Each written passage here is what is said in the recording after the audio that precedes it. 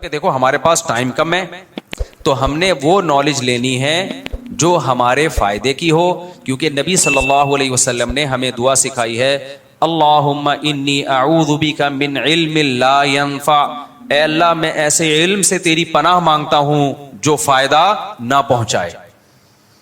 تو ہمارے نبی نے تو ہمیں یہ دعا سکھائی، ایسا علم جو فائدہ نہ پہنچائے، اور ہم وہ علم حاصل کر رہے ہیں جو فائدے کے بجائے نقصان پہنچا رہا ہے، نقصان پہنچا رہا ہے۔ اب آپ ٹک ٹاک پہ دیکھ رہے ہو کہ یہ اس کا ڈانس دیکھوں، یہ زیادہ اچھا ناچتی ہے، یہ وہ والی زیادہ اچھا ناچتی ہے۔ تو اس نالج سے آپ کو فائدہ ہوگا نقصان ہوگا؟ اس سے تو آپ کو نقصان ہوگا بھائی، لوگ دیکھ رہے ہوتے ہیں یار، کمپیئر کریں وہ جو بیٹسمین ہے۔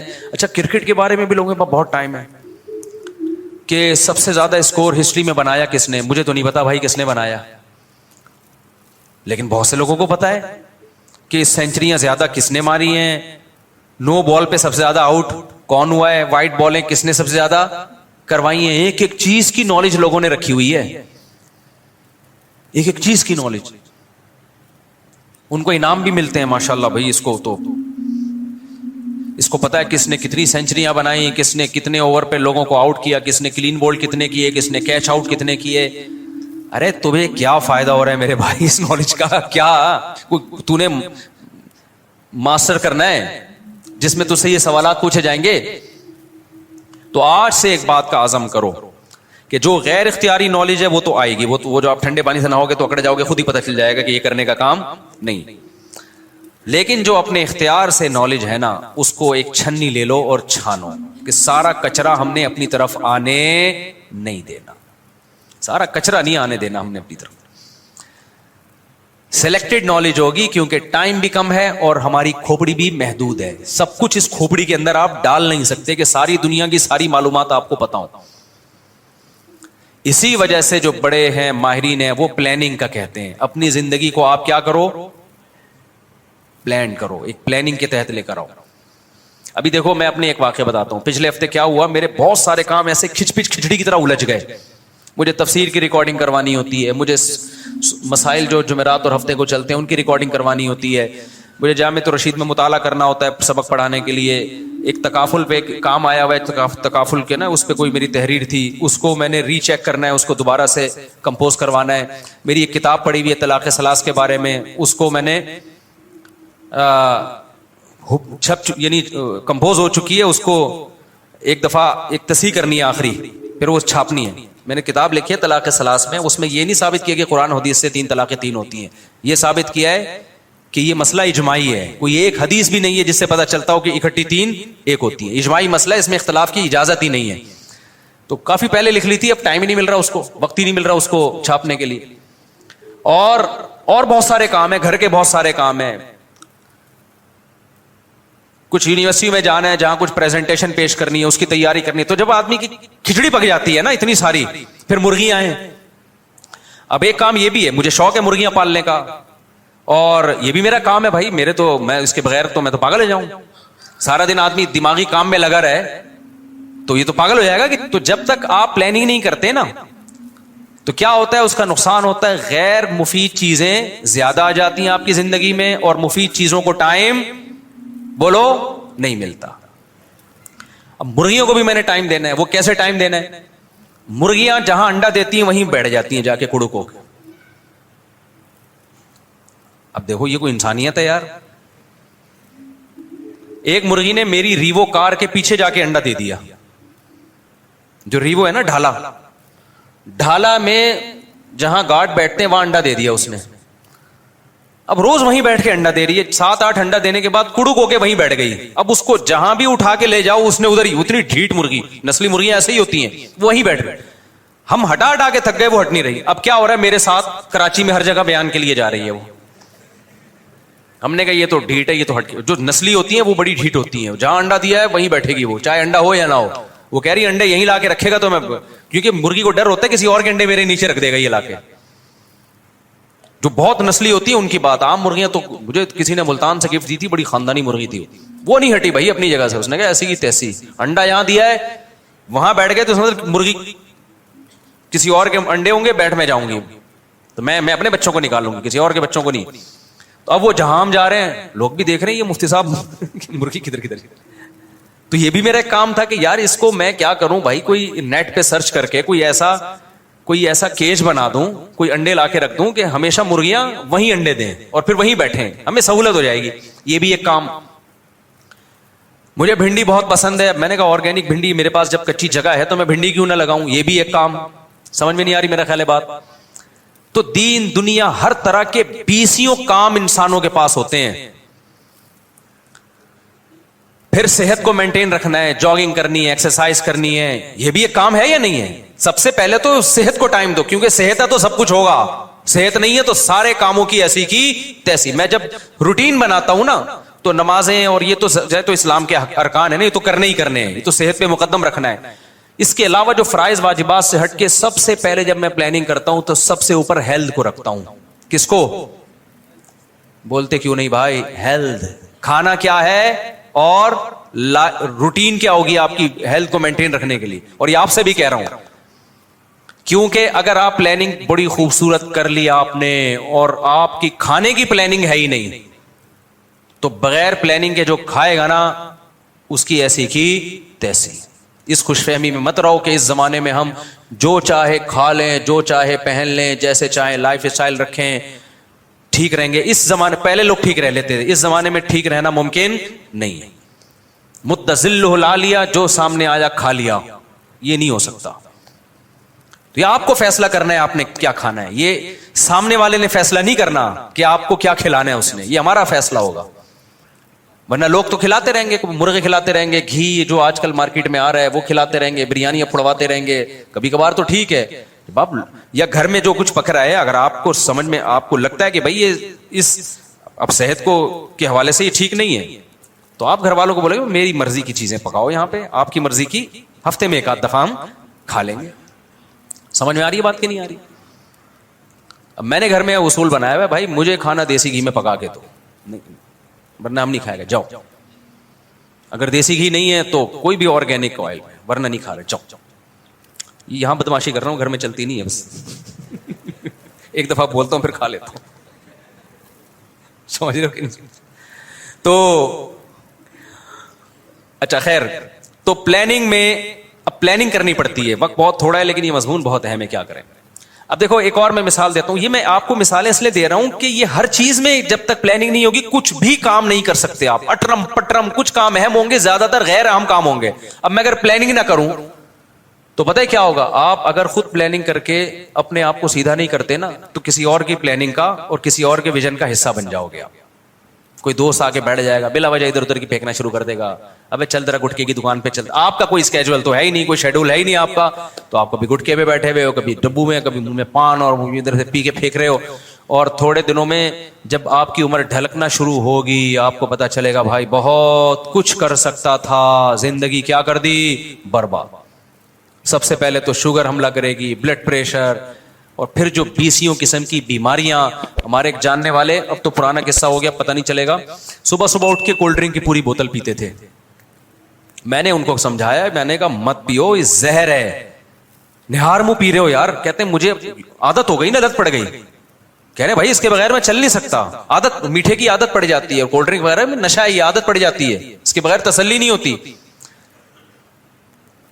تو گول ہو گئے بالکل نا, لمبائی چوڑائی پتہ ہی نہیں چل رہی. یعنی جو چوڑائی تھی وہی ان کی لمبائی, اور اتنی موٹی ماشاءاللہ ان کی گردن.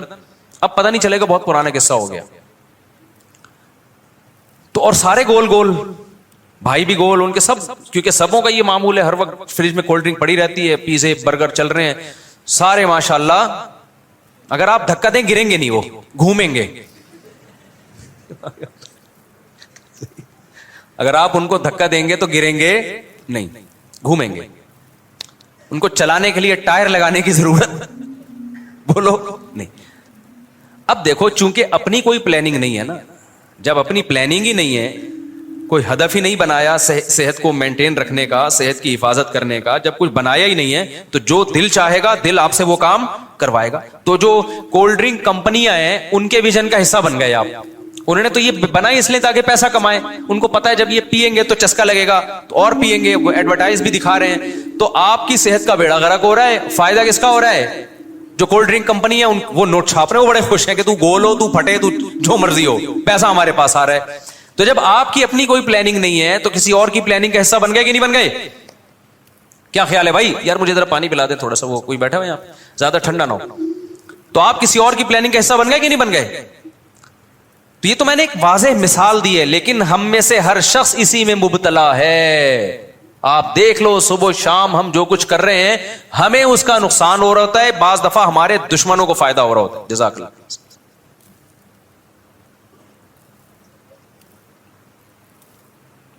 जज़ाकल्लाह। हमें उसका नुकसान हो। भाई ये जो चंगेजी साहब चंदा कर रहे हैं, थोड़ा सा तामुन कर लिया करें, क्योंकि सवाब मिलता है इससे। तो ये बड़े ऑफिसर रहे हैं पहले, समझ रहे हैं? मस्जिद में झोली उठा के घूमना अपने लिए नहीं, मस्जिद के लिए, ये भी थोड़ा सा दिल गुर्दे का काम है। मेरे से तो ये भी नहीं होता, लेकिन बहरहाल दिल गुर्दे का काम है। खैर, तो अब खूब समझो इस बात को। मैं ये मुर्गियों की मिसालें अब शो मारने के लिए नहीं दे रहा, मैं इसलिए ताकि आपको लगे कि भाई ये सब अपने शौक भी इसी तरह से पूरे होते हैं इंसान के। और शौक भी देखो, हमने शौक तो मेरा भी बहुत कुछ करता है, मैं ये पालूं ये पालूं, लेकिन यार वो शौक करो ना जिसका दुनिया या आखिरत में फायदा हो, शौक भी पूरा हो जाए। अब मैं कुत्ता अगर पाल लेता, मोहब्बत तो कुत्ते से भी हो जाती, मुझे कोई फायदा होता मुझे उसका। लोग कहते हैं जी शौकिया पाला हुआ है। आप शौकिया हलाल जानवर भी तो पाल सकते हो यार। आपके मेरा दिल नहीं चाहता, जब आप पालोगे तो आपका दिल चाहना शुरू हो जाएगा। मैं कुत्ता भी पाल सकता हूं, सांप पाले हुए हैं लोगों ने, छिपकलियां पाली हुई हैं। एक सांप का फोन आया, छिपकली का बिजनेस कर रहा हूं। मैंने कहा अबे क्या कर रहा है तू, छिपकली का बिजनेस करेगा? कुछ कितना गंदा पलीत चली, जायज नहीं है, खूब समझ लो छिपकलियों का बिजनेस। तो लेकिन अगर जायज भी हो तो भाई और कितनी काम की चीजें पड़ी हुई हैं दुनिया में। तो शौक मेरे भाई आप पूरा करें, लेकिन वो जिसका आपको, अब गार्डनिंग का शौक होना चाहिए आपको। उससे क्या होगा? तो मुझे चूंकि भिंडी पसंद है तो मेरे विजन में ये भी था, प्लानिंग में क्या लगानी है भाई, भिंडी। और सब्जियां भी देखो हमने अच्छे शौक रखे हुए हैं, उन सब्जियों के जो शौक भी पूरा हो, फायदा भी हो। अभी जो बंद गोभी है, इसका सालन कितना मजे का होता है, फायदा भी है। क्या ख्याल है? तो शौक ऐसी चीज को बना लो ना जो आपकी सेहत के लिए मुफीद हो। क्या ख्याल है? देसी मुर्गियों का शौक, देसी मुर्गी का गोश्त खाने का शौक पालो, इस बहाने मुर्गियां पाल लोगे आप, क्योंकि वैसे तो बड़ी महंगी मिलती है।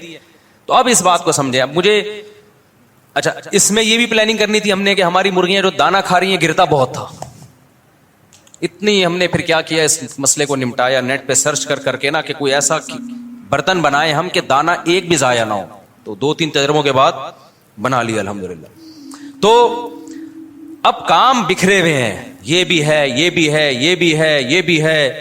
तो उसमें क्या होता है कि अगर आपकी प्लानिंग नहीं है तो नुकसान ये होगा कि गैर अहम काम पहले होना शुरू हो जाएंगे, अहम काम डिले। बल्कि एक आम लोगों के साथ तो ये होता है कि गैर अहम भी नहीं, वो काम जो सिरे से मुफीद है ही नहीं वो करने लगेंगे आप लोग, बल्कि इससे भी बढ़कर वो काम करने लगेंगे जो नुकसानदेह है। तो यार आप मेहनत भी कर रहे हो और उसका आउटपुट भी ये है कि आपको नुकसान हो रहा है, तो कितनी बड़ी हमाकत और कितनी बड़ी बेवकूफी है या नहीं है? तो ऐसे मौके पर पता है क्या करना है? पेन और डायरी लेके बैठ जाओ। क्या करो भाई? यार क्या करें यार, बहुत मुश्किल है समझाना। आप कहां से आए हैं? ऊपर से आए हैं? सारे ऊपर से ही आए हैं भाई, दुबई से आए हैं। अच्छा, आपने क्या कहना है? डायरी और पेन लेके बैठ जाना। देखो मोबाइल पे जब लिखोगे दिमाग नहीं चलेगा, ये जहन में रखो। मोबाइल पे प्लानिंग नहीं होती, जो की है उसको नोट पैड पे आप ट्रांसफर कर सकते हो। दिमाग हमेशा जब कलम हाथ में हो ना और अच्छी सी डायरी हो, जब ही चलता है दिमाग। उस पे आप अपने तमाम कामों को लिखना शुरू करो। क्या करो भाई? लिखना कि मुझे ये भी करना है, ये भी करना है, ये भी करना है, ये भी करना है, ये भी करना है। बहुत से लोग कहते हैं ना हमसे फजूल काम छूटते नहीं है। इसलिए नहीं छूटते कि आपके पास काम के कामों में अपने आप को खपा ही नहीं रहे हो। आप तो सोच रहे होते हो बैठ के कि मैंने क्या करना है। जो आदमी सोचेगा कि मैंने क्या करना है, तो फिर तो दिल उसको जो दिल चाहेगा वो करना शुरू कर देगा। اس وقت بیٹھ کے سوچ رہے ہوتے ہو, آپ کو پتہ ہی نہیں ہے کہ کل. دیکھو ایک مثال دیتا ہوں میں اس کی. آپ کی بیگم نے آپ سے کہا کہ ایک گھر بنانا ہے جی, اب آپ کے پاس پیسے آ گئے ہیں, اب ہم ایک بنگلہ بناتے ہیں اچھا سا. آپ نے بغیر پلاننگ کے نا مزدوروں کو لائے اور 4 دیواری پہلے کھڑی کر لی, پھر ایک کمرہ یہاں بنا لیا, ایک یہاں بنا لیا, جیسے جیسے سمجھ میں آ رہا ہے بناتے آپ بناتے چلے گئے. وہ نقشہ وقشہ نہیں بنایا پہلے آپ نے. بیگم سے محبت تھی, بیگم کے لیے بنایا. بیگم صاحبہ نے آ کے دیکھا, بولا یہ کیا کر دیا, واش روم ادھر بنا دیا جہاں کچن ہونا چاہیے تھا, اور واش روم کا سائز بڑا ہے, کچن کیا ہے چھوٹا ہے. یہاں ہوا کہاں سے آئے گی, میری اماں جب رہنے کے لیے آئیں گی تو وہ کہاں رہیں گی, ان کا کمرہ آپ نے ادھر بنا دیا.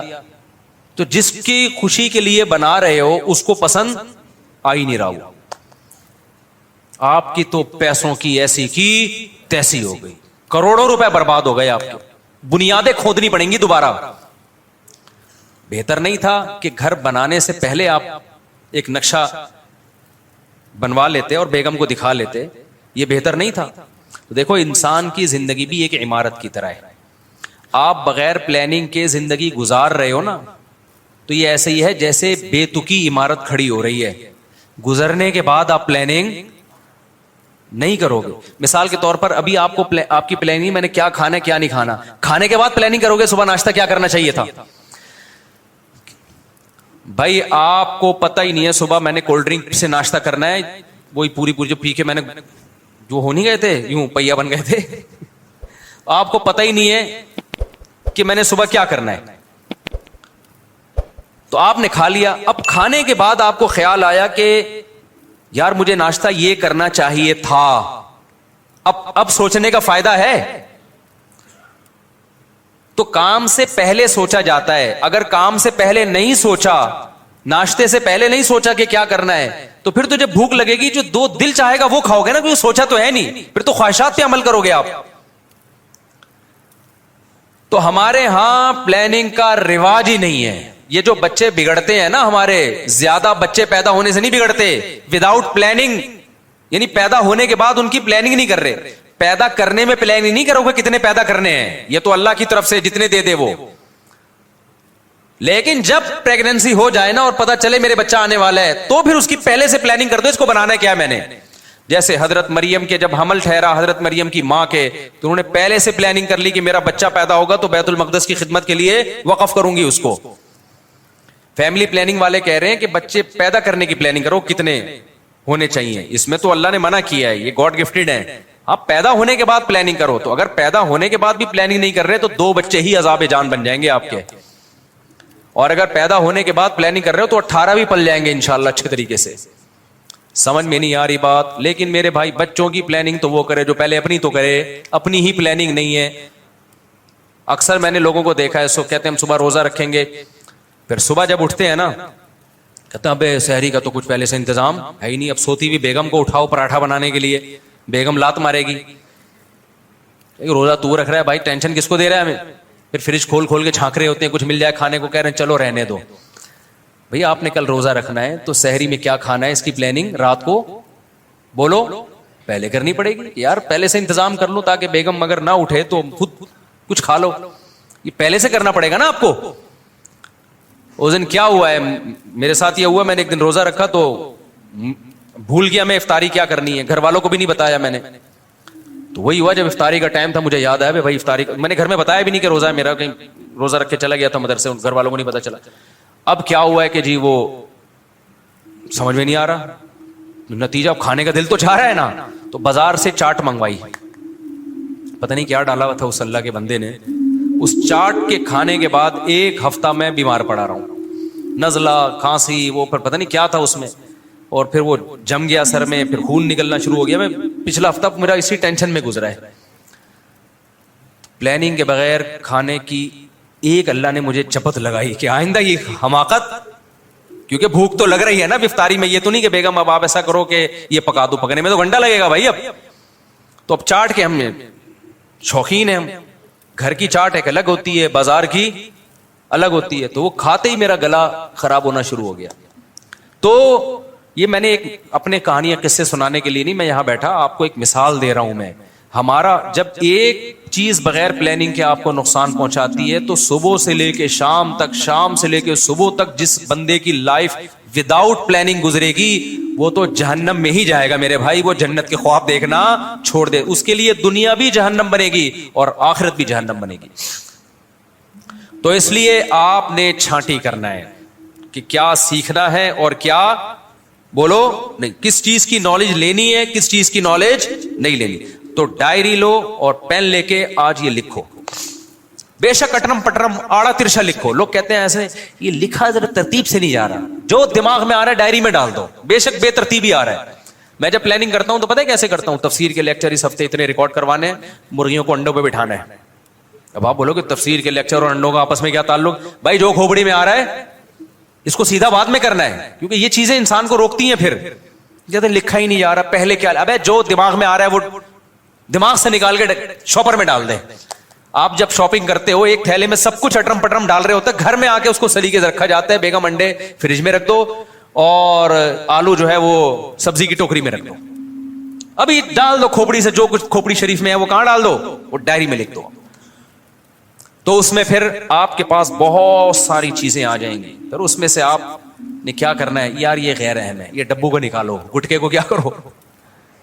اب ایک دم تو گٹکا چھوٹے گا نہیں آپ سے, تو پھر اس کی پلاننگ کرو, یار یہ چھوڑنا کیسے ہے. تو ابھی میں 2 گٹکے کھاتا ہوں, ایک پہ آ جاؤ. ویسے دو اتنا نیک کوئی نہیں ہوتا جو 2 گٹکے کھاتا ہوں. تو اس کے لیے میں نے کیا کرنا ہے, اس کے لیے سب سے پہلے نیٹ پہ میں نے ویڈیوز دیکھنی ہے, گٹکے کے کیا نقصانات ہیں.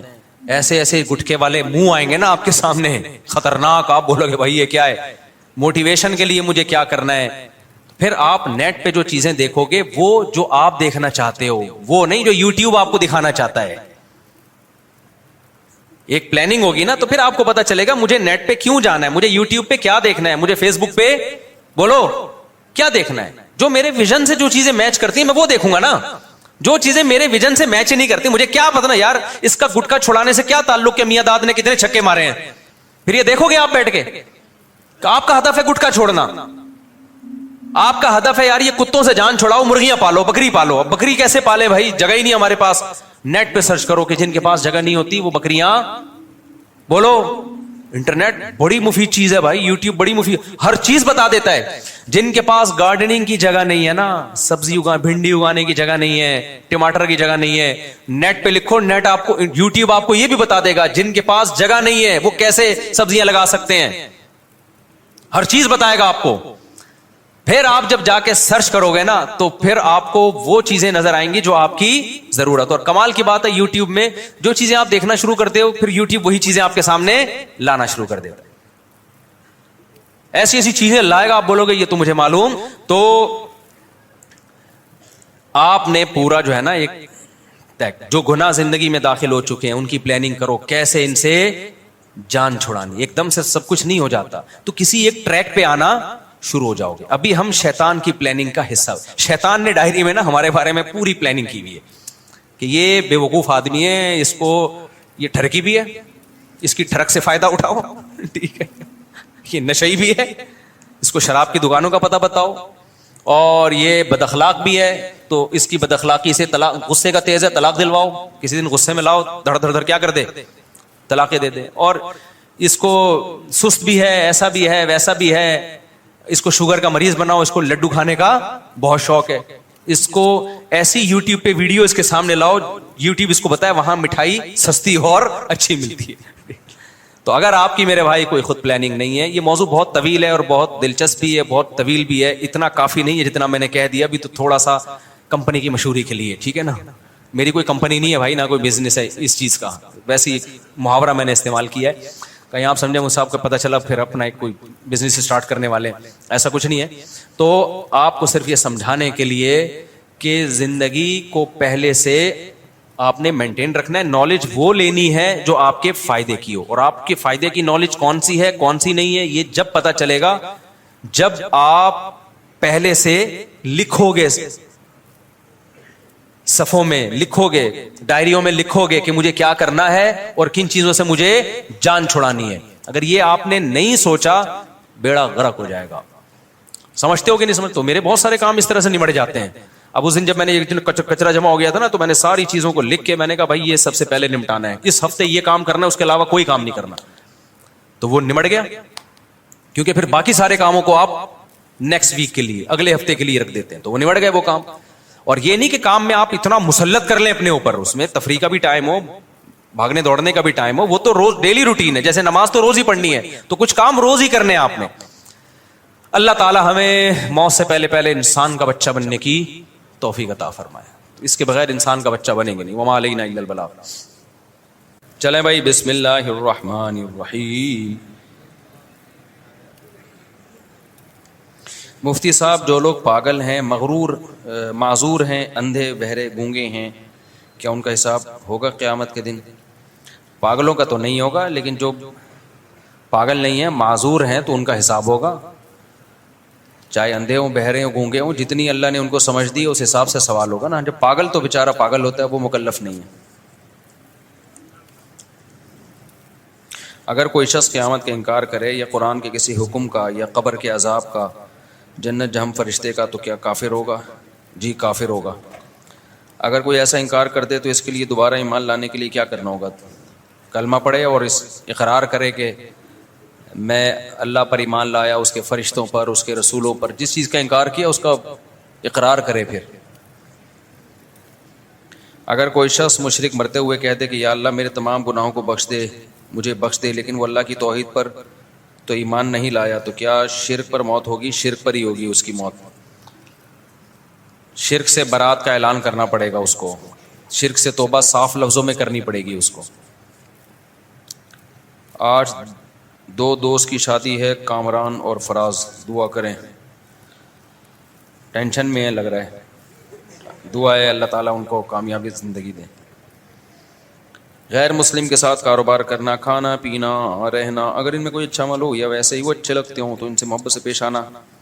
کاروبار کرنا جائز ہے, ضرورت کے وقت کھانا پینا بھی جائز ہے. کہیں ہاسٹل میں رہنا پڑے تو ساتھ رہ بھی سکتے ہیں, لیکن ایسی جگری دوستی لگانا تو وہ جائز اس لیے نہیں ہے کہ وہ تو کسی فاسق فاجر سے بھی جائز نہیں ہے. کیونکہ دوستی جو ہے نا صرف ان لوگوں سے گہری لگانی چاہیے جو نیک ہیں, کیونکہ انسان نظریات سے متاثر ہوتا ہے. آہستہ آہستہ کفر کی جو نفرت ہے وہ دل سے ختم ہو جاتی ہے. پھر یہ ٹھیک ہے کفر سے نفرت کرو, کافر سے نہ کرو, لیکن جب آپ بلا وجہ کسی سے بلا وجہ کی دوستیاں لگائیں گے تو اثرات تو پڑتے ہیں نا ماحول کے انسان کے اوپر. کفر سے بھی آپ کو نفرت ختم ہو جائے گی. اچھا سلوک ہر ایک سے کرنا چاہیے, دوستیاں ہر ایک سے نہیں لگانی چاہیے. غزالہ متین خاتون نے غزالہ متین شدید بیمار ہیں, دعا کی درخواست, دل سے دعا ہے جی اللہ تعالیٰ ان کو شفا عطا فرمائے. مفتی صاحب, میری شادی کے وقت میرے کہنے سے میری امی نے میری بیگم کی تعلیم کے خرچے کی کمٹمنٹ کر لی تھی, لیکن وقت کے ساتھ ساتھ مجھے لگ رہا ہے کہ نہیں پڑھنا چاہیے. اگر اسے پڑھا دیا تو وہ پہلی فرصت میں ہی شاید چلی جائے. بھئی آپ کے گھریلو معاملات ہیں, آپ زیادہ بہتر سمجھتے ہو, ہر ایک کے حالات ایک جیسے نہیں ہوتے. آپ نے جب وعدہ کیا تھا پڑھائیں گے, اس وقت آپ کی نیت پڑھانے کی تھی.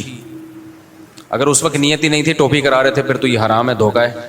اور اگر نیت ہی پڑھانے کی بعد میں آپ کو لگا کہ بھئی وہ حالات نہیں ہیں پڑھانے والے, تو پھر آپ جانیں, آپ کی بیگم جانے, سسرال جانے. پھر یہ وعدہ خلافی نہیں کہلائے گی. حالات کے چینج ہونے سے انسان کی رائے چینج ہو جاتی ہے. مفتی صاحب, میں نے سوال یہ ہے کہ میں نے ایک جگہ, یار اردو کو اردو میں لکھ لیا کرو, کتنی اچھی بات ہوگی. اردو کا تو بڑا ہی غرق ہو رہا ہے, اردو کو بھی انگلش میں لکھ رہے ہیں یار, اتنی مشکل ہوتی ہے پڑھنے میں.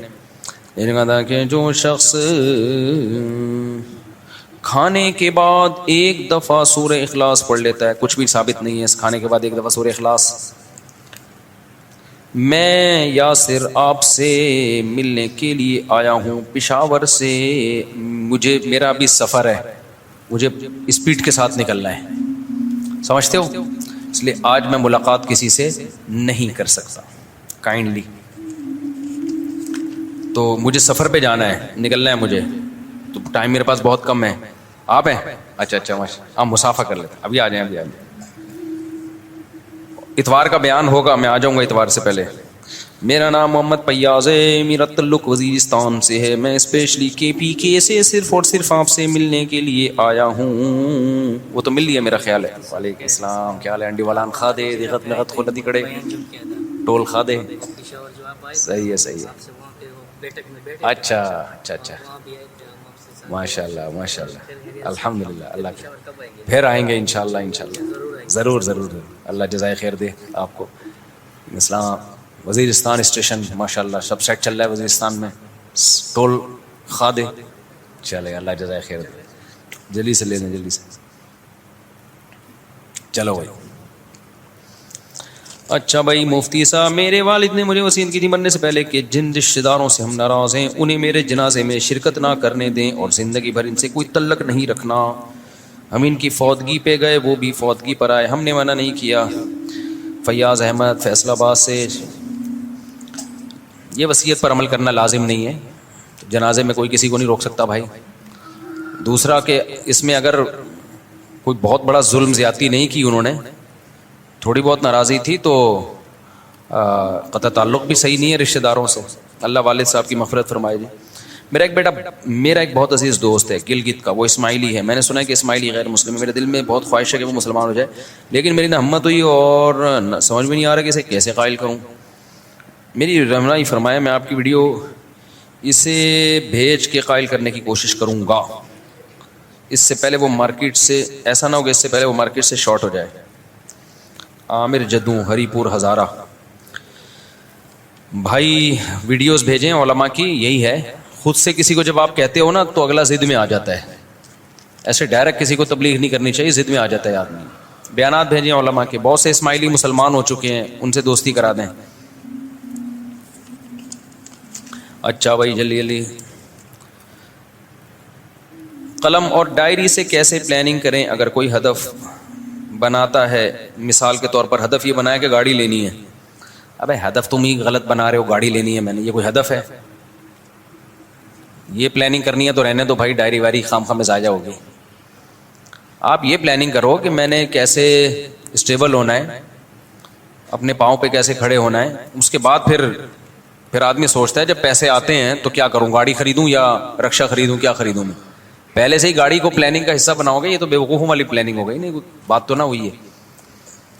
تو اصل جو پلاننگ کرنی ہے, اور گاڑی کیوں لے رہے ہو آج کل؟ اگر پیسہ ہے تو ٹیکسی سستی پڑتی ہے, پیسہ نہیں ہے تو گاڑی کہاں سے لے رہے ہو پھر, سمجھ رہے ہو؟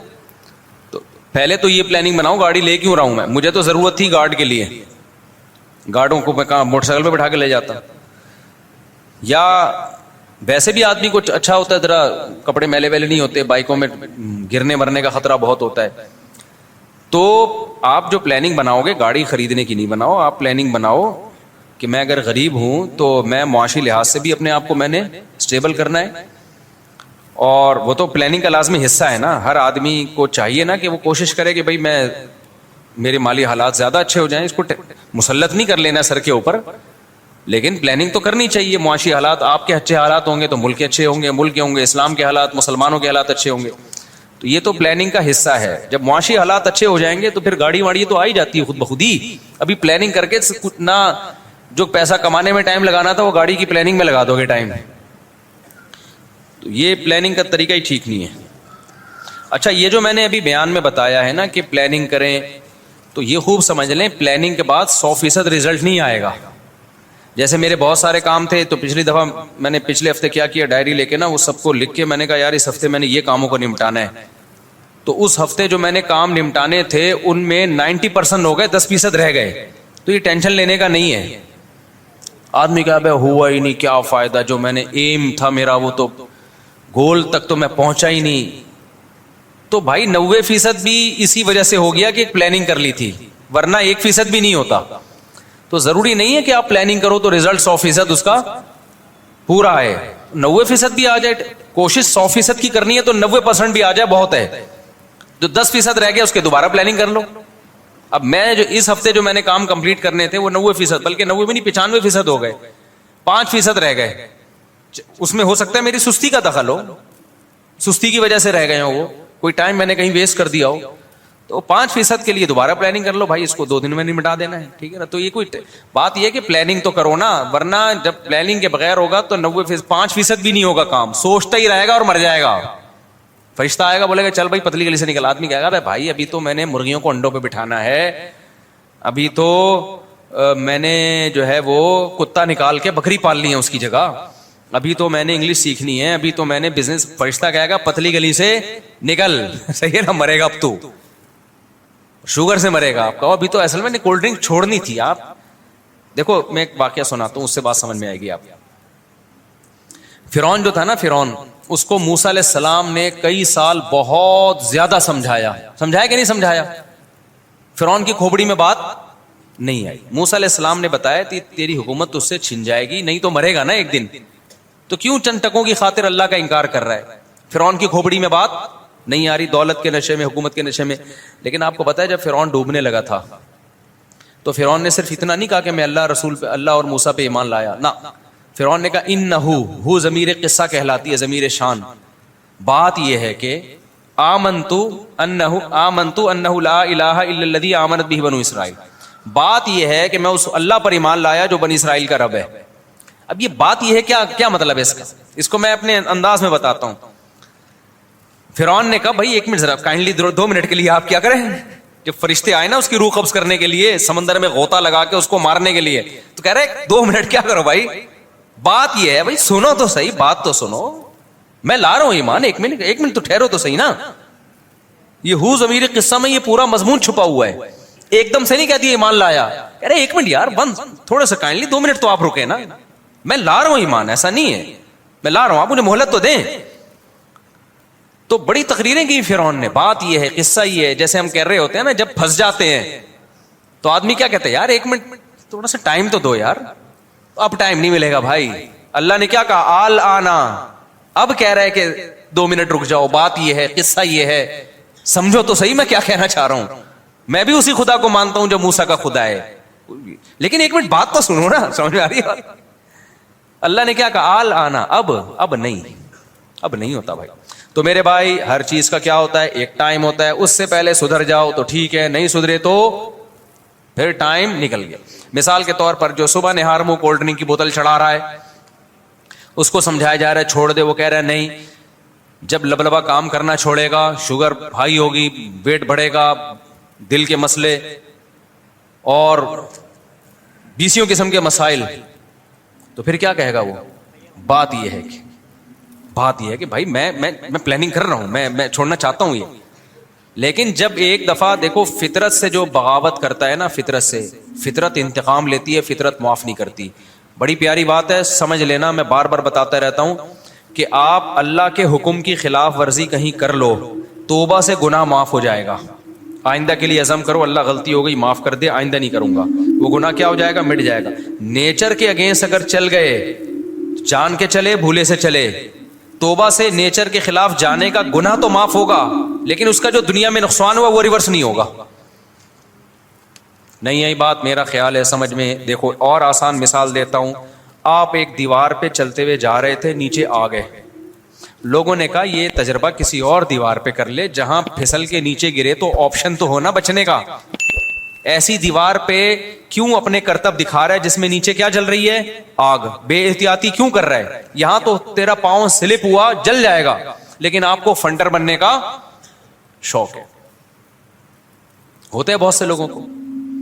ایک صاحب پیلی لگا رہے تھے فنٹر بننے کے لیے, میرے سامنے گرے اور اس کے بعد انا للہ ہو گیا ان کا. تو اب کیا ہے کہ جی آپ جا رہے ہیں اور آپ کا پاؤں سلپ ہو گیا, دیوار بہت اونچی تھی, آپ کو راستے میں خیال آیا کہ میں نے گناہ کیا ہے. گناہ کیا کہ نہیں کیا, آخرت میں سزا ملے گی اس گناہ کی. راستے میں آپ نے توبہ کر لی آگ تک پہنچنے سے پہلے, اے اللہ میں نے بے احتیاطی کی, مجھ سے غلطی ہو گئی, معاف کر دے, آئندہ میں یہ بے احتیاطی نہیں کروں گا. دل سے توبہ کی آپ نے, تو آپ نے اللہ کے حکم کی نافرمانی کی تھی, سچی توبہ کر لی, نیچے گرنے پہنچنے سے پہلے سیکنڈوں کے اندر آپ کا وہ گناہ کیا ہو گیا, بولو معاف. لیکن کیا آپ وہاں سے ریورس دوبارہ دیوار پہ چلے جائیں گے؟ بھئی اللہ کہے گا اے میرے بندے میں نے تیرے گناہ کو معاف کر دیا, اب تجھے خودکشی کا گناہ نہیں ملے گا, تو نے چونکہ مرنے سے پہلے توبہ کر لی ہے, اب تجھے خودکشی کا گناہ نہیں ملے گا. تو آپ نے اللہ میاں سے کہا اللہ ٹھیک ہے اب تو نے میرے گناہ کو معاف کر دیا, اب ایسا کر مجھے واپس ریورس کر دے, آدھا پہنچاؤ, ابھی تھوڑا ٹائم, نیچے پہنچنے میں تھوڑا ٹائم باقی ہے, واپس لے جا. اللہ لے جائے گا؟ اللہ کہے گا نہیں بھائی, فطرت کے اصول جو دنیا میں ہیں وہ چینج نہیں ہوتے, معجزے کبھی کبھار ہی ہوتے ہیں, لاکھوں میں کوئی ایک دفعہ, جیسے ابراہیم علیہ السلام کو آگ میں ڈالا تو اللہ نے بچا لیا, اب یہ تھوڑی کہ جو بھی آگ میں گرے گا بچ جائے گا. تو ونس اپون اے ٹائم ایسا ہوا تھا کہ بغیر باپ کے اللہ نے حضرت عیسیٰ کو پیدا کر دیا. اب آپ کہو کہ میں بغیر شادی کے میرے بچہ پیدا ہو جائے, ایسا نہیں ہوتا بھائی. تو ونس اپون اے ٹائم تو بہت کچھ ہوا ہے, نارملی ایسا نہیں ہوتا. تو آپ کی توبہ تو قبول ہو جائے گی, لیکن آپ آگ میں گریں گے, چیخیں گے, چلائیں گے, جسم جلے گا. پھر آپ یہ نہیں کہہ سکتے کہ اللہ جب میں نے سچی پکی توبہ کر لی ہے, رویا بھی ہوں میں راستے میں گڑ گڑا کے, اور 27ویں رات تھی جب میں یہ توبہ کر رہا تھا نا, ہو سکتا ہے 27ویں رات کو یہ کام ہو رہا ہو, تو فطرت معاف بولو نہیں کرے گی. تو جو لوگ بدپریزیاں کر رہے ہیں نا, کولڈ ڈرنک کی کولڈ ڈرنک چڑھائے جا رہے ہیں, چینی کے لڈو پھوڑے جا رہے ہیں, لائف اسٹائل چینج نہیں کر رہے, نہ جاگنگ ہے, نہ جم ہے, نہ ایکسرسائز ہے, نہ کوئی فزیکل ایکٹیویٹی ہے, نہ رات کو سونے کا ٹائم, نہ اٹھنے کا ٹائم, سگریٹ, پان, گٹکے, یہ گناہ بھی کر رہے ہیں کہ نہیں کر رہے؟ کل آپ کو خیال آیا یار میری تو شوگر کی بیماری ہونے والی ہے, یار میرے تو دل میں کیا ہو گئی ہے, بلاکیج شروع ہو گئی ہے, یار مجھے تو فالج کے خطرے ہو گئے ہیں, آپ گڑ گڑاؤ گے اللہ معاف کر دے, اللہ معاف کر دے گا. لیکن یہ نہیں ہوگا کہ اب آپ کو شوگر کا خطرہ اللہ ٹال دے. میں سمجھا پا رہا ہوں اپنی بات کہ اس نے سچی توبہ کر لی ہے, اب جو اس کو شوگر کا اٹیک ہونے والا ہے وہ میں نے معاف کیا. جا میرے بندے میں نے معاف کیا, تیرا سارا کولیسٹرول میں نے توبہ کی برکت سے ختم کر دیا. اے میرے بندے تو نے برگر پیزا سے سچی توبہ کر لی ہے, برگر کی وجہ سے اب تو جو برگر بن گیا تھا, تو اس توبہ کی برکت سے میں تجھے دوبارہ انسان کا بچہ بنا لوں گا. میں سمجھا پا رہا ہوں اپنی بات؟ ایسا بالکل بھی نہیں ہوگا, آپ مریں گے. ٹھیک ہے, دیکھو بہت سے لوگ خودکشی کرتے ہیں, اس وقت نہیں مرتے, ہاسپٹل میں ایڈمٹ ہو جاتے ہیں, سچی توبہ کرتے ہیں کہ اللہ معاف کر دے. ایسے واقعات ہوئے ہیں کہ ہم نے غلط کیا معاف کر دے, لیکن پھر بھی مر جاتے ہیں وہ. تو توبہ تو قبول ہو گئی کیونکہ توبہ کر لی, انہوں نے خودکشی کا گناہ نہیں ہوگا ان کو, اللہ بڑا غفور رحیم ہے. لیکن ایسا نہیں ہو سکتا کہ زندگی کی نعمت دوبارہ مل جائے. اللہ کہتے ہیں یہ نعمت تو چھن گئی, اب نہیں ہو سکتا, اب یہ ریورس نہیں ہو سکتا. اب دیکھو موسیٰ علیہ السلام نے فرعون کے ہاں, وہ جو فرعونی لڑ رہا تھا ایک بنی اسرائیلی سے, حضرت موسیٰ نے لڑائی چھڑوانے کے لیے اس فرعونی کو ایک تھپڑ لگایا, ایک مکہ مارا, صرف یہ نیت تھی کہ لڑائی چھوڑ دے, وہ مر گیا. حضرت موسیٰ نے اللہ سے توبہ استغفار کی, اللہ معاف کر دے, یہ مجھ سے غلطی ہو گئی ہے, میرا بندہ مارنے کا ارادہ نہیں تھا. پکی توبہ کی موسیٰ علیہ السلام نے, کہ تو قتل ہو گیا مجھ سے, اس کی اتنی بڑی غلطی تھوڑی کہ اس کو مار دیا, پھڈا کر رہا ہے بھائی, کوئی اسلحے کے بغیر ہاتھا پائی ہو رہی ہے. حضرت موسیٰ کو پتا نہیں تھا کہ میرے تھپڑ میں اتنی طاقت ہے کہ بندہ ہی مر جائے گا. تو اللہ نے آپ کی توبہ بھی قبول کر لی, لیکن کیا بندہ زندہ ہو گیا؟ اس کے جو سائیڈ افیکٹ تھے کہ قتل کا کیس چلا, حضرت موسیٰ کو مصر چھوڑنا پڑا, وہ جو سائیڈ افیکٹ تھے وہ تو بہرحال ظاہر ہوئے نا. اب اللہ نے ایک طرف موسیٰ کو تسلی بھی دے دی, قال رب اغفر لی, اے اللہ مجھے معاف کر دے. اللہ کہتے ہیں فغفر اللہ, میں نے معاف کر دیا. حضرت موسیٰ کو تسلی ڈال دی, معاف ہو گیا ہے. آگے اگلے دن رپورٹ آئی ہے, بھائی آپ کو تو حکومت کے بندے تلاش کر رہے ہیں, آپ کو تو قتل کیا جائے گا, آپ نے بندہ مارا ہے ریاست میں, آپ کو تو قتل کیا جائے گا. حضرت موسیٰ کتنی ٹینشن میں آ گئے, مصر چھوڑنا پڑا, پریشان تھے, جاؤں کہاں پہ میں. اب موسیٰ علیہ السلام یہ اللہ سے شکایت نہیں کی کہ اللہ تو نے تو میرا گناہ معاف کر دی ہے, میری غلطی جو ہی معاف کر دی ہے, تو پھر یہ ٹینشن کس بات کی, صحیح طرح معاف کر رہے ہیں تو معاف کر بھائی, یہ کیا بات ہے. ابے سمجھ میں آ رہا ہے کہ نہیں آ رہا ہے؟ اللہ ذرا معاف کرنا تو پھر صحیح طرح سے معاف کرنا. ٹینشنیں تو آنا شروع ہو گئی, اب مجھے یہاں سے نکلنا بھی ہے, میں کہاں جاؤں, نہ روزگار ہے میرے پاس, نہ کوئی سواری ہے میرے پاس, تو راستے کا بھی نہیں پتا. کس قدر ٹینشن میں, وہاں جا کے 10 سال پھر بکریاں چرا کے گزارا کیا موسیٰ علیہ السلام نے. تو پھر جب آئے ہیں, نبوت ملی ہے, فرعون کے پاس جاؤ, تو موسیٰ علیہ السلام کو یہی خطرہ تھا وہ تو مجھے قتل کر دے گا. مسلسل ٹینشنیں تھیں کہ نہیں تھیں؟ وجہ اس کی یہ کہ دنیا دارالاسباب ہے, یہاں کوئی سبب نقصان کا آپ جان کر اختیار کریں یا بھولے سے کریں, اس کا رزلٹ 100% نکلے گا. تو یاد رکھو, اگر آپ نے لائف اسٹائل چینج نہیں کیا, رات کو پوستیوں کی طرح 4 بجے جا کے سوئے اور 1 بجے جا کے آپ اٹھ رہے ہیں, پوستیوں کی طرح 2 بجے ناشتہ ہو رہا ہے آپ کا, پھر ناشتے میں بھی پھوڑے جا رہے ہیں پراٹھے بھی, اور وہ جو پوریاں اور حلوے اور مانڈے, اور اس کے بعد رات کو 2:30 بجے آپ برگر کھا کے سو رہے ہیں. تو آپ کو ایک دن احساس ہو گیا, لیکن احساس 25 سال کے بعد جا کے آپ کو احساس ہوا. تو آپ 27ویں رات میں اللہ کے سامنے گڑ گڑا رہے ہو, تو اللہ یہ گناہ معاف کر دے گا جو آپ نے صحت کا بیڑا غرق کیا ہے. لیکن ایسا نہیں ہوگا 27ویں رات کی برکت سے آپ کے جو کولیسٹرول 600 تک پہنچا ہوا تھا وہ رات کو توبہ کی برکت سے دوبارہ 200 پہ آ جائے. اللہ کہے گا اب تو مرے گا. ٹھیک ہے, میں نے موسیٰ کی توبہ قبول کر کے بندہ زندہ نہیں کیا, تو کس کھیت کی مولی ہے؟ موسیٰ تو کلیم اللہ تھے. چھوڑو یار, جیسے چل رہے ویسے چلتے رہو. تو میں ان سے آپ کو یہ بتا رہا ہوں کہ ابھی انسان کے بچے بن جاؤ, آپ کے پاس زیادہ ٹائم ہے نہیں. فطرت انتقام لیتی ہے, بہت زور زور سے تھپیڑے مارتی ہے ایسا اور اس میں نیک برے سب برابر ہیں. فطرت کسی کو معاف نہیں کرتی ہے, تہجد گزار ہے, مولوی ہے, بزرگ ہے, عالم ہے, کیا ہے. تو اس لیے ہم فطرت سے بغاوت کر رہے ہیں یار, ہم پاگل ہیں یار. تو اس سے بڑا پاگل دنیا میں کون ہوگا جو نیچر سے بغاوت کر رہے ہیں؟ نہ کوئی پلاننگ کر رہے ہو, نہ کھانے کی پلاننگ ہے, نہ اپنی برائیوں کو چھڑوانے کی پلاننگ ہے, نہ جو ہے آپ کے اندر کوئی گناہ کی لت پڑ گئی ہے اس کو چھوڑنے کی کوئی پلاننگ نہیں ہے. تو پھر تو مرے ہوگے ایک دن, پھر رگڑتے رہو گے ایڑیاں. توبہ, اللہ گناہ, ایک تو پہلی بات جو گناہوں میں مست ہو جاتے ہیں توبہ کی توفیق بھی نہیں ملتی ان کو. پہلا نقصان یہ, توبہ کر بھی لوگے تو وہ جو نقصان ہو گیا اس کی تلافی نہیں ہوگی, اس کی تلافی نہیں ہو سکتی وہ. یہ بڑے مسائل ہیں. اس لیے انسان کے بچے ہم سب کو پہلے ہی بن جانا چاہیے. ماں باپ کو حج کروانا ضروری ہے یا ایک مالی خدمت کرنا, ان کی مالی خدمت زیادہ ضروری ہے؟ اگر ان کو مالی خدمت کی ضرورت ہے حج سے زیادہ علاج کے لیے, اور کوئی مناسب گھر چاہیے جہاں وہ سکون سے زندگی گزار سکیں, تو پھر حج پہ ان چیزوں کو ترجیح دینی چاہیے. حج کرا دیا, اس کے بعد کھانے کو روٹی ہے نہیں ان کے پاس, علاج کے پیسے نہیں ہیں, وہ یہ فطرت سے بغاوت ہو جائے گی نا. کیسے حج کروائیں؟ پلاننگ کریں. اگر پیسہ جمع نہیں ہو رہا, پلاننگ اس چیز کی کیا کرو, میں پہلے بتا رہا ہوں جن چیزوں میں پیسہ خرچ ہوتا ہے نا, تو پہلے پیسہ کمانے کی پلاننگ کیا, وہ ڈائریکٹ حج کی نہیں کر لیا کرو. مثال کے طور پر آپ نے حج کی پلاننگ کر لی, پیسہ ہے نہیں آپ کے پاس, پھر آپ نے اس میں کہا اتنے پیسے کماؤں گا, 10-15 لاکھ کما لیے, تو 10-15 لاکھ کما کے آپ ایک دم حج پہ لگا دیے, تو آپ کی تو پھر ساری زندگی مسائل میں گری رہے گی.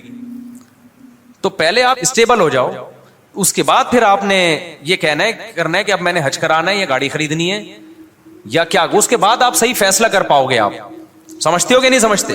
ہاں, جس کے پاس پیسہ ہے وہ حج کی پلاننگ کرے, پیسہ نہیں ہے تو پہلے پیسے کی پلاننگ کرو, اس کے بعد پھر آپ فیصلہ کر پاؤ گے کہ حج زیادہ امپورٹنٹ ہے یا گھر زیادہ امپورٹنٹ ہے یا صحت زیادہ امپورٹنٹ ہے یا اس پیسے کو کاروبار میں لگانا زیادہ امپورٹنٹ ہے. اگر حج فرض ہو جائے پھر تو فرض ہی پہلے ادا کرنا ہے, فرض نہ ہو تو اس کی بات کر رہا ہوں میں, اور اگر پیسہ ہے پھر حج کی پلاننگ کرو. اور واقعہ ایک ڈاکٹر صاحب نے سنایا, کہہ رہے ایک شوگر کا پیشنٹ تھا, اس کو ہم نے منع کیا کہ نہیں چینی کھانا, تو ایک کوئی صاحب آئے, انہوں نے اس کے سامنے شربت کا گلاس رکھا, بہت خطرناک پیشنٹ تھا, وہ بہت اصرار کیا, وہ نمازی بھائی تھے, بہت اصرار کیا بھائی یہ پی لو یہ پی لو, وہ کہہ رہے نہیں نہیں نہیں مجھے شوگر ہے. جب انہوں نے زیادہ اصرار کیا نا اور کہا اللہ نے چاہا کچھ نہیں ہوگا انشاءاللہ, اللہ نے چاہا تو کچھ نہیں ہوگا.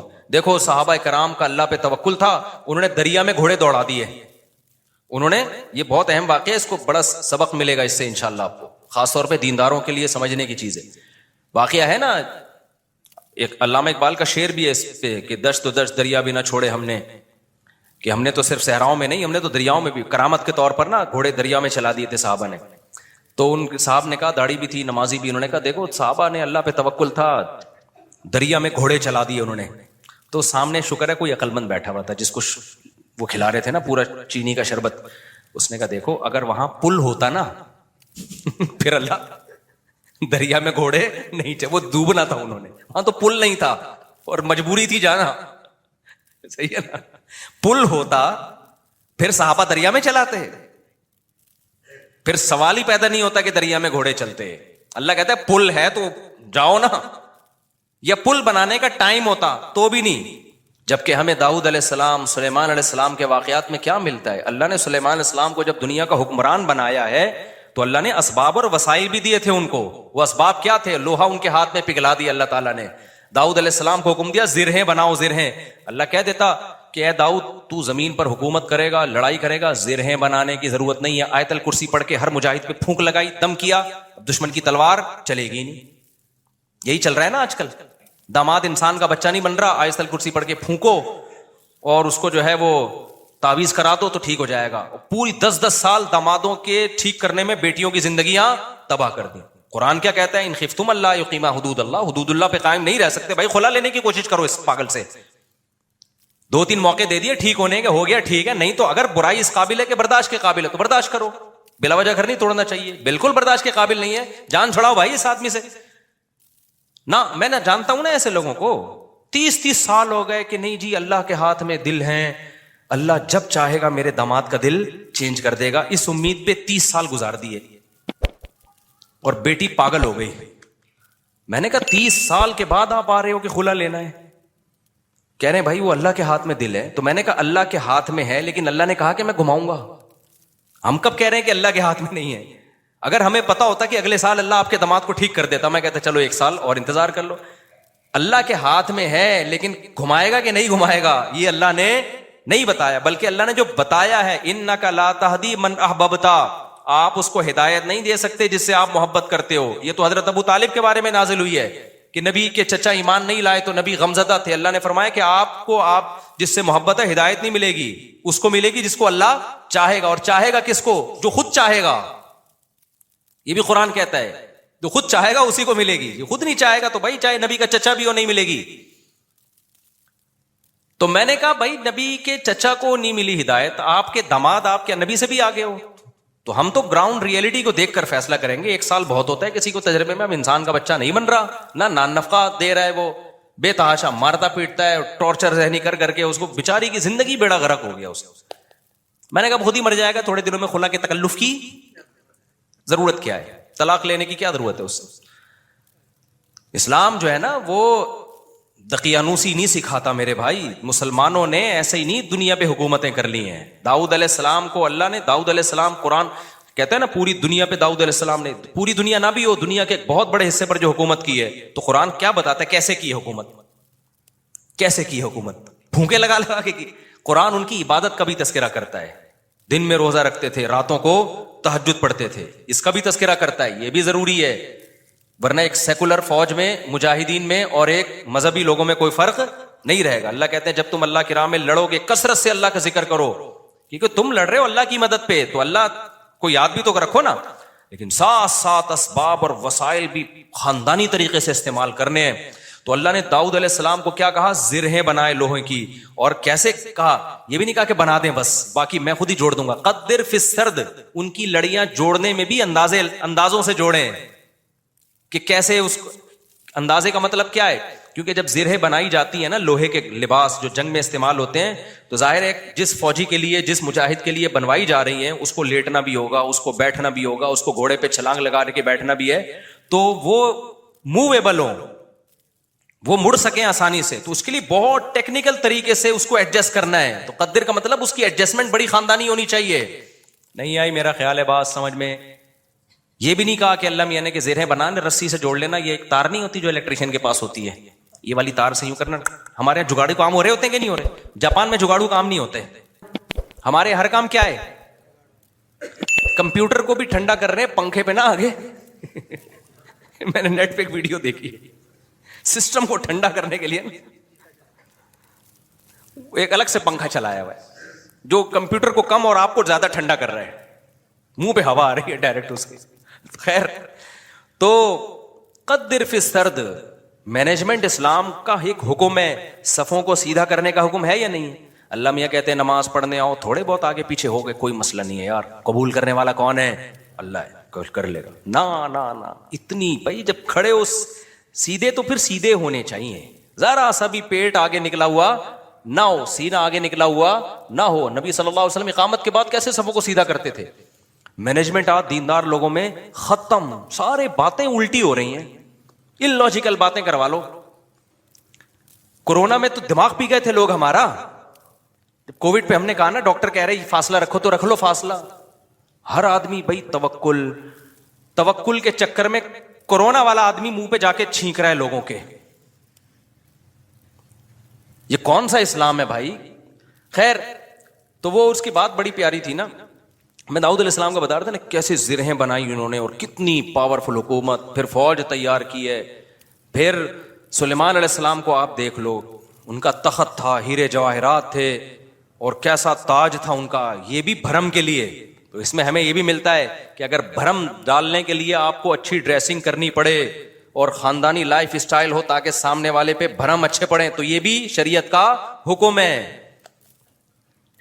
جیسے حضرت معاویہ رضی اللہ تعالیٰ عنہ کا بڑا شاہانہ لباس تھا, تو کسی نے حضرت عمر کو شکایت لگائی کہ یہ گورنر بنے اور اتنا بہترین خوبصورت لباس پہن کے چلتے ہیں پھرتے ہیں, یہ تو دنیا سے محبت کی علامت ہے.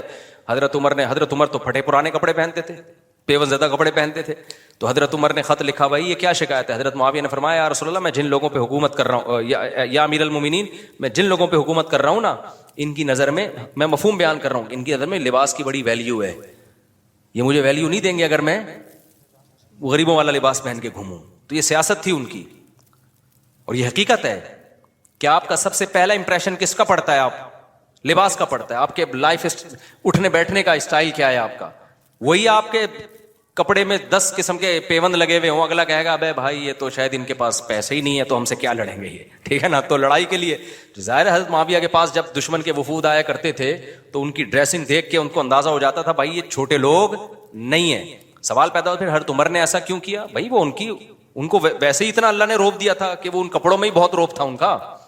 اور ہمارے نبی صلی اللہ علیہ وسلم کے جو پیون زدہ کپڑے تھے, تو حدیث میں تو آتا ہے نبی کے چہرے پہ اللہ نے اتنا روپ ڈال دیا تھا کہ 1 مہینے کی مسافت سے دشمن کانپنے لگتا تھا. کہ نارملی حکم جو شریعت نے دیا ہے بھائی, آپ کی ڈریسنگ, آپ کا لباس سارا کیا ہونا چاہیے؟ سوٹیبل ہونا چاہیے. کوئی چیز ایسی نہیں ہونی چاہیے جو سوسائٹی آپ کو کوئی گرا ہوا آدمی سمجھنا شروع کر دے. سمجھ میں آ رہی ہے بات کہ نہیں آ رہی ہے؟ نہیں آتی, لیکن جب رشتہ لینے جاتے ہو تو پھر آتی ہے. پھر نہا دھو کے ڈیٹول سے نا 3 پیس سوٹ پہن کے جائیں گے, پھر مجال ہے کوئی پیون زدہ کپڑے پہن کے چلا جائے. تو سادگی ہے تو پھر جانا چڈی بنیان دھوتی بنیان میں جا بھائی تو وہاں پہ, کیونکہ ہر وقت نا لوگ علماء کو یہ دیکھو سادہ ہونے چاہیے, ان کی پگڑی دیکھو, ان کے کپڑے دیکھو, اور ہمارے تو کوئی ہیں بھی نہیں. تو خیر, تو وہ میں جلدی سے وہ بتا دوں نا, وہ جو شربت کا گلاس رکھا نا, تو وہ ڈاکٹر صاحب مجھے واقعہ سنا رہے تھے, آج ہی کی بات ہے, شوگر کے بڑے اسپیشلسٹ آئے ہوئے تھے, گپ شپ تھی ان کے سے. تو وہ کہنے لگے کہ اس نے کہا کہ دیکھیں جو صحابہ نے دریا میں گھوڑے دوڑائے تھے نا, پل نہیں تھا وہاں پہ. اگر پل ہوتا تو دریا میں گھوڑے نہیں دوڑا, اور اگر پل بنانے کا ٹائم ہوتا پھر بھی نہیں دوڑا. پھر یہ میں اپنی طرف سے ایک اضافہ کر رہا ہوں, پل بنانے کا ٹائم ہوتا, اسباب و وسائل ہوتے, پھر بھی نہیں جاتے, اور واپس جا کے دوبارہ آنے کا ٹائم ہوتا پھر بھی دریا میں گھوڑے نہیں ڈالتے. وہ ایک مجبوری تھی کہ اس کے علاوہ کوئی آپشن تھا نہیں. تو سلطان محمد فاتح نے بھی یہی کیا ہے. اس نے کیا کیا کہ بزرگ بھی رکھے ہوئے, اللہ سے دعائیں مانگے, اور پھر اسباب اور وسائل اختیار کیے. بھائی یہاں پانی ہے تو پانی کو کراس کرنا ہمارے لیے, سوری پیچھے سمندر ہے, بیچ میں خشکی ہے, پانی نہیں تھا, خشکی سے ہٹ کے آگے پانی ہے. تو اب آگے ہم گھوڑوں پہ جائیں گے اگر, تو گھوڑا پانی میں نہیں جا سکتا. تو انہوں نے یہ نہیں کہا, صحابہ کرام نے پانی میں گھوڑے دوڑا لیے تھے تو ہم بھی خشکی تک جائیں گے, اور قسطنطنیہ میں بیک سائڈ سے حملہ کرنے کے لیے نا, باقی بسم اللہ توکلت علی اللہ پھونکوں والی سرکار ہوتی تو مسئلہ ہی حل ہو گیا تھا یار. یہ تو پہلے ذہن میں آ جاتا نا, میرے بہت لیٹ آیا دماغ میں. ایک شف سرکار حضرت وہ سلطان محمد فاتح اپنے پاس رکھتا, شف, اور پورا قسطنطنیہ ہی بڑھ جاتا پورا. ابھی جو الیکشن میں ہوا ہے نا, آپ کو پتا ہے نا, جو ووٹنگ ہو رہی تھی, فلاں جیت رہا ہے, میم بنائی پاکستانیوں نے, اوپر جا رہا ہے, شف ایک دم وہ نیچے ہوا, بڑی ٹائٹ میم بنائی ہے کہ الیکشن میں یہی ہوا ہے. بندہ کون جیت رہا ہے, ایک دم شف کر کے شف, فوراً نیچے. ایسی ہی رپورٹیں چینج ہو رہی تھی نا الیکشن کی. جو لوگ ٹی وی کے آگے خبروں میں بیٹھے ہوئے تھے, تو پاکستان میں ایک سرکار ہے جس کو سچی مچی کی شف سرکار ہے, وہ تو عز منتشا, وہ تو ذل منتشا. تو اس لیے جو سیاست دانوں میں جو سمجھدار لوگ ہیں نا, وہ اس جو پاکستان کی جو اصل شف سرکار ہے نا, اس سے بنا کے رکھتے ہیں. ٹھیک ہے کہ ہم بے شک ایک ووٹ بھی نہ ملا, جب انہوں نے کہا شف, فوراً ہم کہاں چلے جائیں گے اوپر. تو اچھا خیر, سمجھ گئے نا کون سی سرکار ہے. ایک تو یہ سرکار ہے, جو ایک اور سرکار ہے جو اصل شف سرکار ہے, وہ بڑی پاورفل سرکار ہے. وہ اس کا شف اصل شف ہے, اس کو ہم مانتے ہیں کہ یار وہ جب شف کرے نا, وہ یہ تو ڈرامہ کر رہے ہیں نا, ڈرامہ کر رہے ہیں. تو سلطان محمد فاتح نے کیا کیا, مشورہ کیا بھائی کیا کریں. مشورہ یہی طے ہوا کہ یار کچھ نہ کچھ تو کرنا پڑے گا. تو ایک ماہر نے مشورہ دیا کہ دیکھو ہم جو ہمارے بحری جہاز ہیں, کشتیاں بہت بڑی بڑی تھیں, جہاز نمائی تھیں وہ, تو ہم ان کو جب تک خشکی پہ چلا کے آگے پانی تک نہیں پہنچائیں گے نا, تو ہم یہ قلعہ کبھی بھی فتح, مزید 600 سال لگ جائیں گے ہمیں, ناممکن ہے. ہمارے پاس اب ایک ہی آپشن ہے, جانیں ضائع ہو رہی ہیں, روز تیر اندازی ہو رہی ہے, لوگ ڈیلی بیسس پہ شہید ہو رہے ہیں, اور پہلے بھی کئی حملے ناکام ہو چکے ہیں, تو اب یہ رسک لینا پڑے گا, آر یا پار. اب یہ بہت مشکل کام تھا. کیوں؟ رات میں لوگ سو رہے ہیں, راتوں رات آپ نے یہ کرنا ہے. اب خشکی پہ کیسے چلائیں بھائی پانی, یعنی اس جہازوں کو؟ تو اس کا طریقہ یہ ہے کہ جتنے جانور ہیں نا, اونٹ, گائے, دمبے, سب ذبح کر دو اور سب کی چربی کو پگھلا کے زمین پہ ڈال دو. اور یہ صبح صادق سے پہلے پہلے کام کیا ہو جانا چاہیے, ختم. اور اس کے بعد یہ کشتیاں رکھ کے نا, لکڑیاں رکھ کے ان کو دھکے دیں گے, کیونکہ ورنہ کون لے جا سکتا ہے, کیونکہ اگر دھکے دے دے کے تو ناممکن ہے نا خشکی پہ آپ کسی ایک چھوٹی سی لانچ کو دھکا دینے کی کوشش کرو, کوئی بھی نہیں دے سکتا. تو ہوگا یہ, اور دیں گے بھی اتنا ٹائم لگ جائے گا کہ دشمن تو دیکھ لے گا بھائی یہ لوگ تو یہاں سے آئے, تو راتوں رات یہ کام کرنا ہے. کتنا بڑا یہ گوروں نے ہسٹری میں لکھا ہے کہ ایسا کام کیا ہے جس کا تصور نہیں تھا. اتنی محنت خرچ ہوئی ہے اس کے اوپر. کیا موٹی موٹی توند اور موٹے موٹے پیٹ ہوتے اگر اس وقت مسلمانوں کے, اور صبح و شام بریانی اور قورمے کے ڈھکن کھل رہے ہوتے, اور تیجے کے نام پہ, 40ویں کے نام پہ, شب برات کے نام پہ یہ سب چیزیں کھا رہے ہوتے, تو یہ کر لیتے؟ بولتے کیوں نہیں؟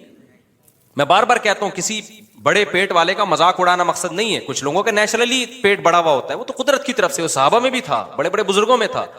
لیکن یہ جو کھا کھا کے توندیں نکل رہی ہیں نا, زیادہ کھا کھا کے, یہ بہت برا عمل ہے. نبی صلی اللہ علیہ وسلم کی بخاری کی حدیث ہے, اس امت میں سب سے پہلی جو برائی آئے گی نا, جھوٹ اور بڑے پیٹ, موٹاپا. یہ حدیث ہے صحیح. تو قدرتی طور پر کسی کا پیٹ بڑا ہے تو ایک الگ بات ہے. تو اب انہوں نے کیا کیا, فوراً وہ ساری جانوروں کو رات کو, بھائی اب یہ اس کے علاوہ کوئی آپشن ہمارے پاس نہیں. پھر اللہ سے دعائیں بھی مانگ رہے ہیں, دعائیں بھی مانگ رہے ہیں کہ اللہ ہمارے بس میں جو تھا ہم نے کر دیا. تو وہ پگھلا کے پورا فرش بنایا راتوں رات. جو عیسائیوں کی اسٹیٹ تھی ان کے تصور بھی نہیں تھا کہ یار کوئی کسی کا دماغ یہاں بھی جا سکتا ہے, کسی کا دماغ یہاں بھی جا. کتنی محنت کی ہوگی انہوں نے. اس وقت کاش ویڈیو کیمرے ہوتے نا, وہ فلما لیتے یہ ساری چیزیں. پھر وہ راتوں رات کشتیاں لے جا کے نا اس پہ سب کو پار کیا, پانی میں اتار دیا. صبح صادق سے پہلے وہ بہت بڑی فوج مجاہدین کی وہ پیچھے سمندری جہازوں پہ سوار ہو چکی تھی. صبح صادق سے پہلے یہ کام ہو چکا تھا. اور پھر بیک سائڈ سے نا پانی پہ اترے وہ لوگ, اور پھر انہوں نے حملہ کیا. وہ عیسائیوں کو تو انہوں نے تو آگے دیکھ رہے ہیں نا, وہ ان کو کیا پتا پیچھے سے بھی کوئی حملہ کر سکتا ہے. ادھر سے انہوں نے تیر اندازی کی ہے, ادھر سے پیچھے سے حملہ کیا. وہ تو حیران ہو گئے, یار یہ بندے آئے کہاں سے ہیں یہ لوگ, بیچ میں تو خشکی ہے, اس میں تو جہاز آ ہی نہیں سکتا. یہ اسٹرگل اور یہ محنت کرنی پڑتی ہے بھائی, پھر قومیں بنتی.